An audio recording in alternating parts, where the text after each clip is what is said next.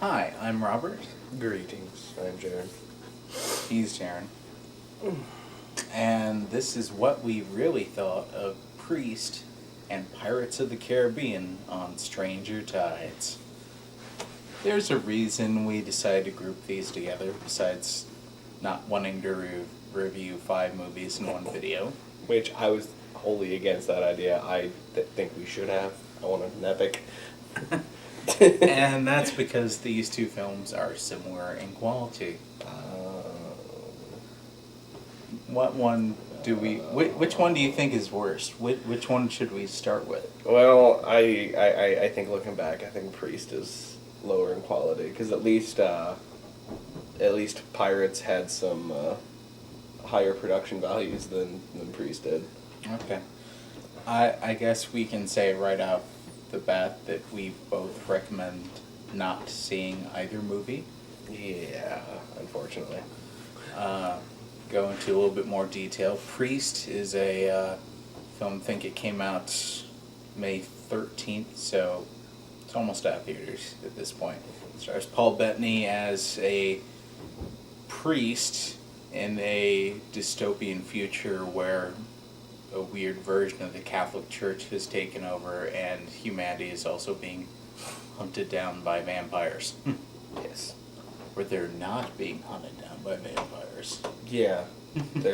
Instead the vampires are like herded into concentration camps for some reason. So this is based on a manga, right? Yeah, it's based on a manhwa from Korea, as far as I know. I know that Tokyo Pop put it out. I never actually read it. I just know it existed.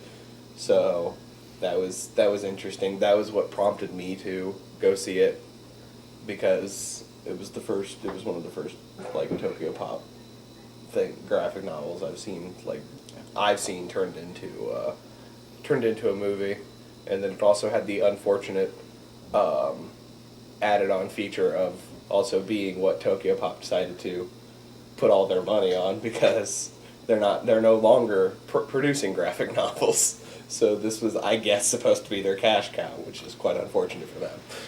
Directed by the same guy behind last year's Legion, the sort of Terminator ripoff, which also starred Paul Bettany as a fallen angel. Kind of has a similar feel to it. Yeah.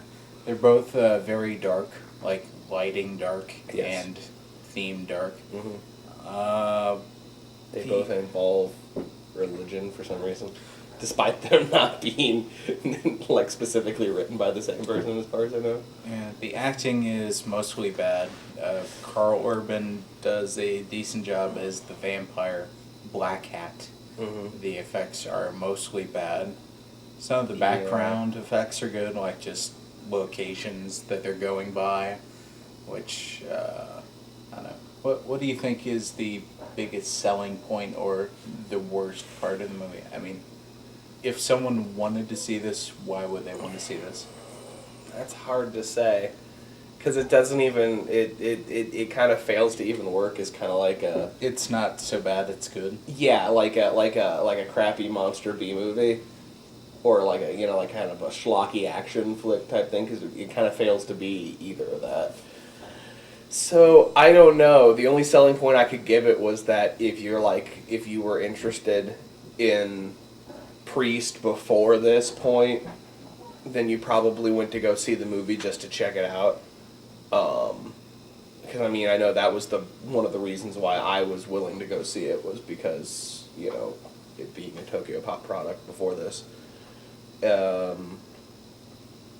The only we were hard pressed to find anything particularly stand out about this movie. Okay, you want to move on to Pirates?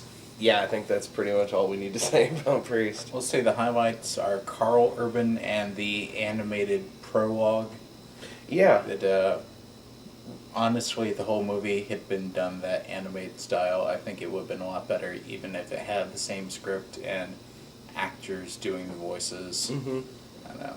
Just the visual style It would have looked interesting. Kept us entertained. Yeah.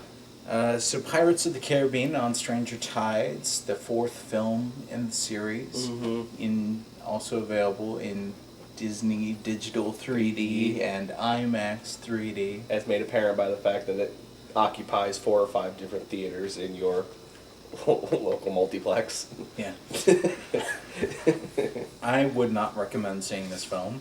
Again, it's, I would say it's the worst of the 4 Pirates movies. I'd sort of rank them each, like, in quality. You know, the first Pirates is the best, second is second best, third is third best, and this is last. Mm-hmm. Or that would be my rank. Do you?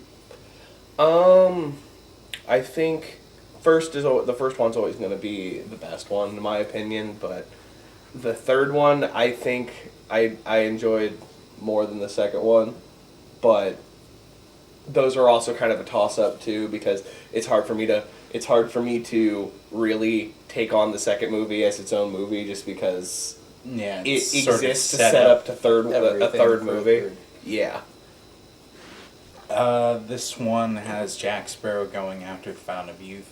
Or not really Jack Sparrow going after the Fountain of Youth. It's about a bunch of other people going after the Fountain of Youth and dragging Jack Sparrow along with them. He just happens to be involved. In the case of the protagonist literally being dragged into the narrative. Yes. Despite the fact that the setup for the movie had specifically Jack going after it, he somehow isn't the main person going after it.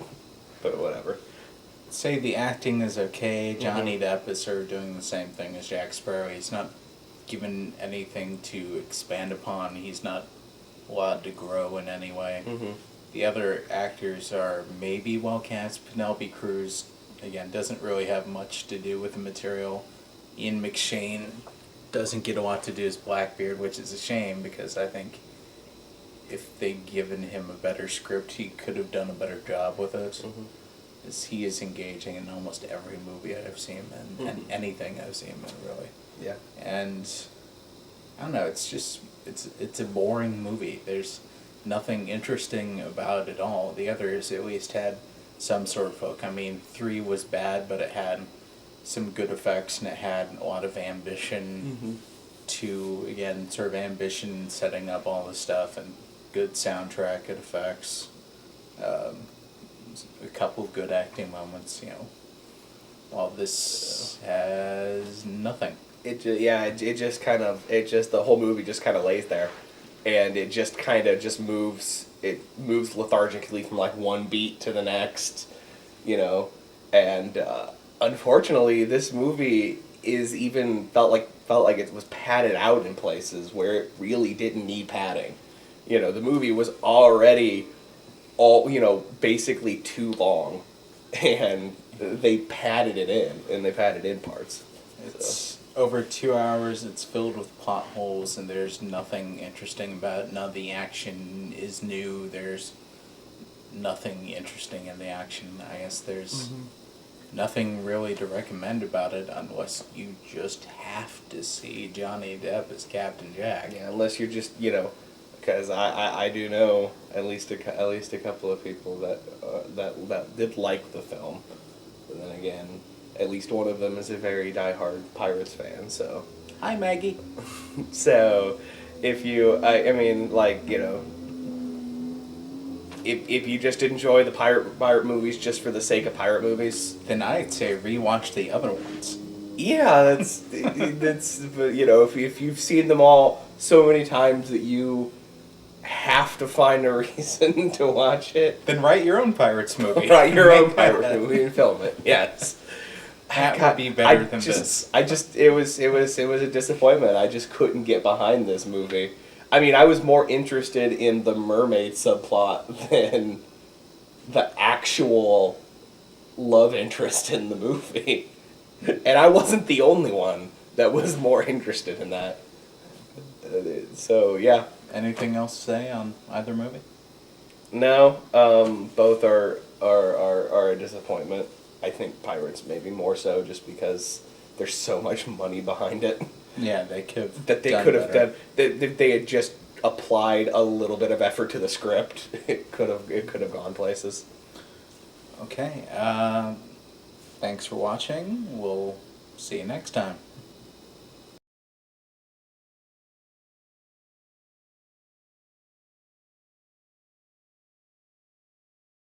Sound test. Hello. Hi. Hello. Okay. Is Done.